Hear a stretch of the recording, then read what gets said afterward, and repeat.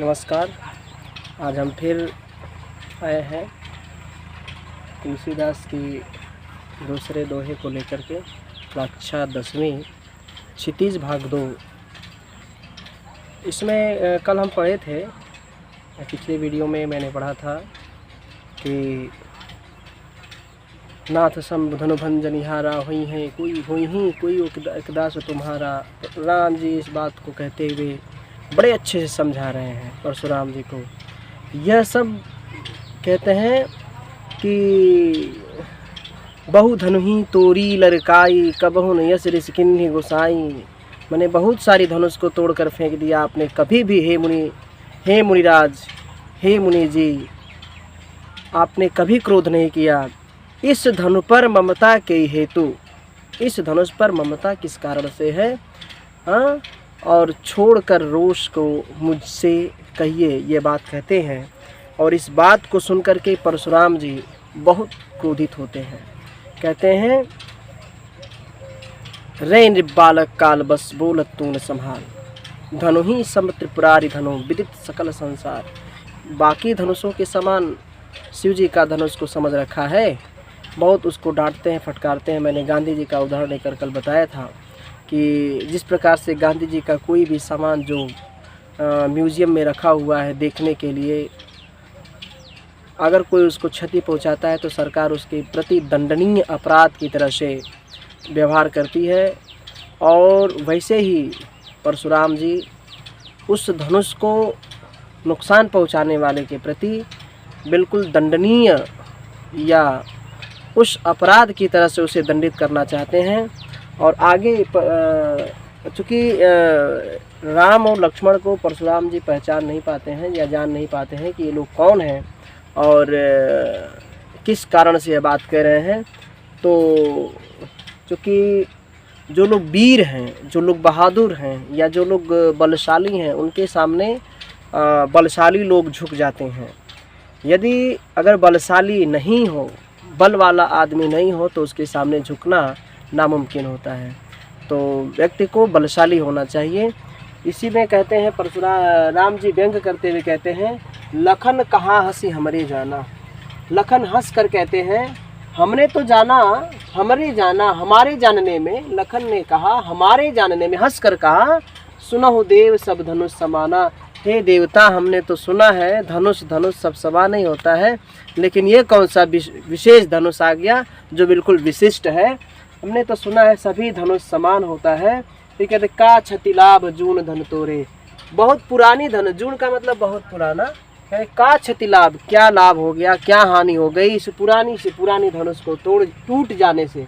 धनु तोरे के, धनुष के टूट जाने से पुरानी धनुष के टूट जाने से क्या हानि हो गई, क्या लाभ मुझे मिल गया है, आपकी क्या हानि हो गई।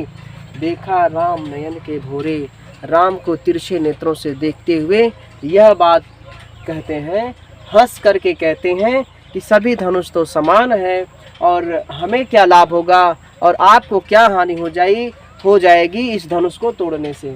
कहते छुअत टूट रघुपति न दोषो।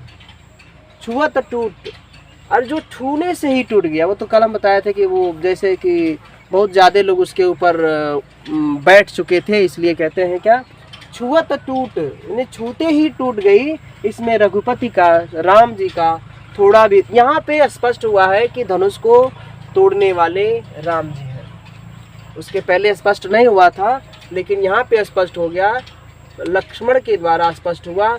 छुअत टूट रघुपतहु न दोषु। रघुपति का यानी राम जी का थोड़ा भी दोष नहीं है। वो तो उठाए थे, हाँ, डोरी चढ़ाने के लिए, तो आधे ही उठा या टूट गया। मुनि बिनु काज, बिना काम का क्रोध क्यों कर रहे हैं? आप लड़ाई भी नहीं करेंगे, केवल चिल्लाए जा रहे हैं।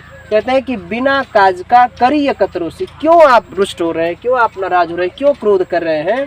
कह रहे बोले चितय परसु की ओरा। अब वो मुस्कुरा रहे हैं, लक्ष्मण मुस्कुराते जा रहे हैं। कहते हैं बोले चितय परसु की ओरा। ये फरसे को दिखा करके परशुराम जी बोलते हैं, देख यह फरसा, चिता करके दिखा करके बोलते हैं। बोले चितय परसु की ओरा, रे सठ सुनई सुभाव न मोरा। रे सठ, रे ढीठ बालक, रे सठ ढीठ बालक, हाँ? रेठ रे सठ सुनहि स्वभाव न मोरा, रे सठ ढीठ तुम हो, बिल्कुल ढीठ हो। हाँ? ढीठ बालक है। सुनहि रे सठ सुनहि स्वभाव न मोरा, तूने मेरा स्वभाव नहीं जानता है। अब आगे बताते हैं अपने स्वभाव के बारे में। बालक बोली बधो नहीं, तुम्हारी बालक की बोली है, तुम बालक हो। तुम्हें बालक जानकर, तुमको बिल्कुल बालक जानकर बधो नहीं, बालक बोली बधो नहीं तो ही, हम तुम्हें बध नहीं कर रहे हैं, तुम्हें मार नहीं रहे हैं। और आगे क्या कहते हैं, केवल मुनि जड़ जानसि मोहि, क्या तुम केवल मुझे तपस्या करने वाला मुनि समझ रखा है? केवल मुनि जड़ जानसि मोहि।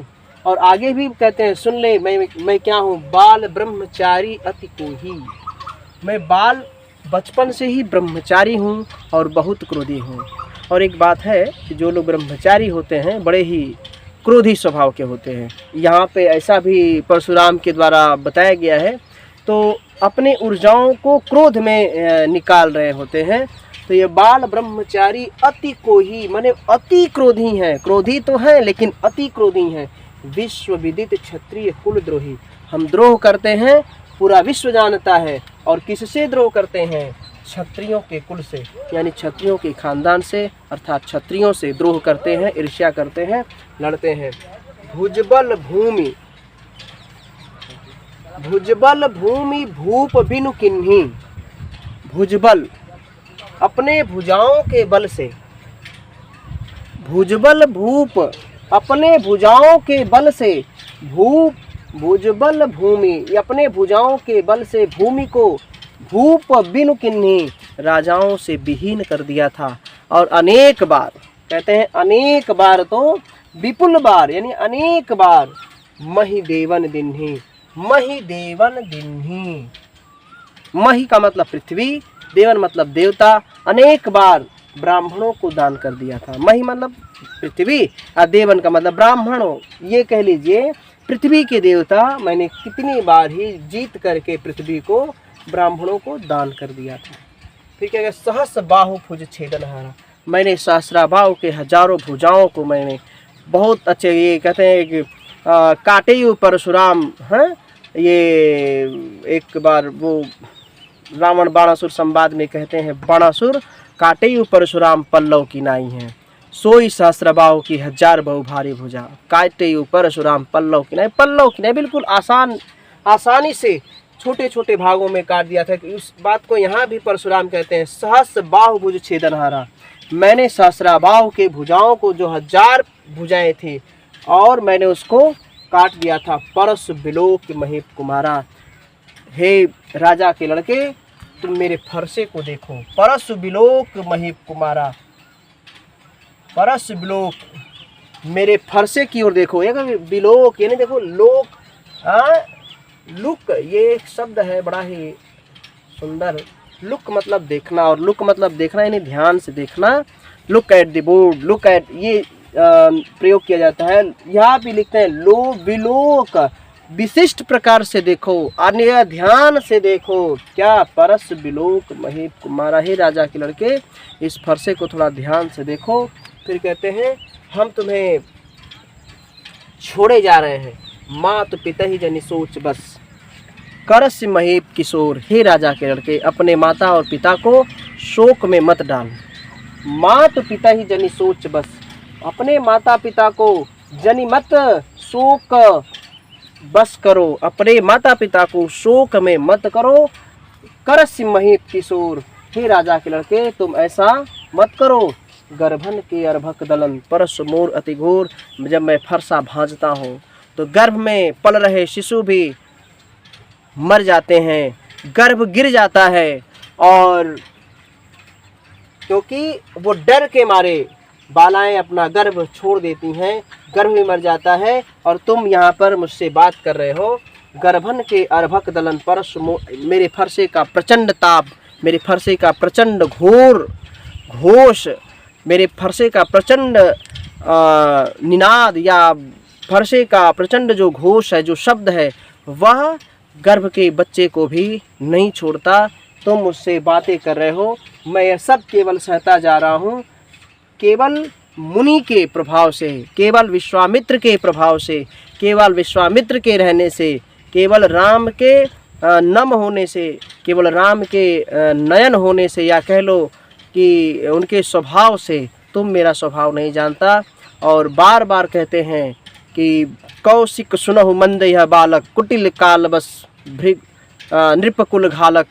ये कुटिल है, ये काल के वश में है, अपने कुल का नाश करने वाला है। इसको समझाकर, कौशिक से कहते हैं, विश्वामित्र से कहते हैं, इनको समझाकर थोड़ा मेरे बारे में समझाकर इसको शांत कराओ, नहीं तो ये बिल्कुल मरने पर ही आ गया है।